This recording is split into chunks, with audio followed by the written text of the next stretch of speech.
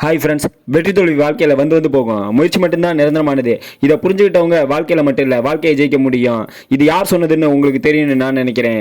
இன்றைக்கி நம்ம வீடியோவில் பார்க்க போகிறதே வெற்றி பெறுறதுக்கான காரணங்களும் தோல்வி அடைகிறதுக்கான காரணங்களும், வெற்றி பெற்றவங்க எதனால் வெற்றி பெறுறாங்க, தோல்வி அடைகிறவங்க எதனால் தோல்வி அடைகிறாங்க அப்படிங்கிறது தான் நம்ம பார்க்க போகிறது. இதில் உங்களுக்கு நாங்கள் கொடுக்குற டிப்ஸு வெற்றி பெற ஐடியா, எந்த மாதிரி ஐடியா நம்ம பின்பற்றினா வெற்றி அடையலாம் அப்படிங்கிறது தான். இது அனைத்துமே ஒரு புக்கில் இருந்து தொகுத்து எழுதப்பட்டது. அதை உங்களுக்கு நாங்கள் சொல்கிறோம். அதனால் நீங்கள் லாஸ்ட் வரையும் ஸ்கிப் பண்ணாமல் பாருங்கள். அப்போ தான் உங்களுக்கு முழுமையாக புரியும். நாம் எதை நினைக்கிறோமோ அதை அடைந்தால் அதுக்கு பேர் வெற்றி. ஆனால் வெற்றி அடையாதவங்களுக்கு பேர் தோல்வி. தோல்வினா என்ன, தோல்விக்கான காரணம் என்ன, அதை பற்றி தெரிஞ்சுக்கலாம். முடிவு என்கிற விஷயத்தை எடுக்காமலே இருக்கிறது, முடிவு எடுத்துட்டா ஆனால் அதை தள்ளி போடுறது, முடிவுகளை மிக சுலபமாக எடுக்கணும்னு நினைக்கிறது, எடுத்த முடிவுகளை அடிக்கடி மாற்றிட்டே இருக்கிறது, பிளான் ஏ பிளான் பி என்று மாற்றிட்டே இருக்கிறது, அவர்களுடைய கருத்துக்கு மற்றவங்க ஏதாவது தவறுன்னு சொன்னால் உடனே அதையும் ஏற்றுக்கிறது. தோல்வியாளர்கள் எப்போவுமே மீடியா டிவி போன்றவற்றில் வரும் செய்திகளுக்கு ஏற்ப முடிவுகளை எடுக்கிறது. இதனால தான் ஃபெயிலியராகவே இருக்காங்க, தோல்வியை சந்திக்கிறாங்க. வெற்றியாளர்கள் வெற்றிக்கான காரணம், அதை எப்படி வெற்றி அடைகிறாங்க என்று வாங்க தெரிஞ்சுக்கலாம். முடிவு பண்ண வேண்டும். நீங்கள் எதை முடிவை எடுத்துறீங்களோ அதை செயல்படுத்த வேண்டும். வெற்றியாளர்கள் வேகமாக முடிவெடுத்து அனைவராலும் ஏற்றுக்கொள்வது போல் அந்த முடிவை மாற்றாமல் கொஞ்சமாக முடிவுக்கு ஏற்ற போல் தழுத்தி கொள்வாங்க. நான் என்ன பண்ணி கொண்டிருக்கேன் என்று அவர்களுக்கு நன்றாகவே தெரியும். அவங்களுடைய செயலும் அவங்க போய் கொண்டிருக்கும் பாதையும் அவங்களுக்கு நல்லாவே தெரியும்.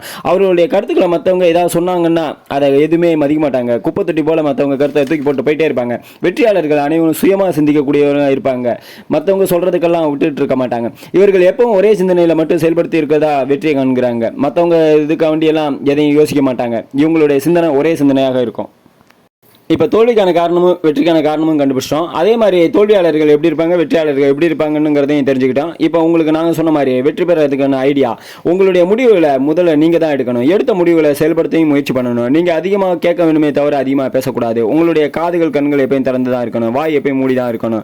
ஏன்னா உங்களுடைய பிளானை மற்றவங்களுக்கு ஷேர் பண்ணக்கூடாது. உங்களுடைய பிளான் மற்றவங்களுக்கு தெரிஞ்சிருச்சுன்னா அதிலே நீங்கள் தோல்வியில் சந்திக்க போகிறீங்கன்னு அர்த்தம். அதனால் உங்களுடைய பிளான் உங்களுக்குள்ளே தான் இருக்கணும். எப்பயுமே சொல்கிறேன், ஒன்று நல்லா தெரிஞ்சுக்கங்க, நம்மளுடைய பிளானை இன்னொருத்தவங்களுக்கு ஷேர் பண்ணிட்டோம் என்றால் நம்ம தோல்வியை சந்திக்க போகிறோம்ங்கிறதுக்கான பிள்ளையார் சொல்லி நம்மளே போட்டுட்டோன்னு அர்த்தம்.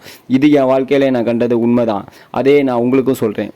உங்களுக்காக ஷார்ட் வீடியோவாக ஒவ்வொரு கருத்தையும் சுருக்கமாக உங்களுக்கு சொல்லணுங்கிறதுக்காண்டி, மனசில் பதியணுங்கிறதுக்காண்டி தான் உங்களுக்கு இதை நான் ஒவ்வொரு புக்கில் இருந்து தொகுத்து ஒரு கம்மியான பாயிண்ட்ஸில் உங்களுக்கு நான் இதை சொல்லியிருக்கேன்.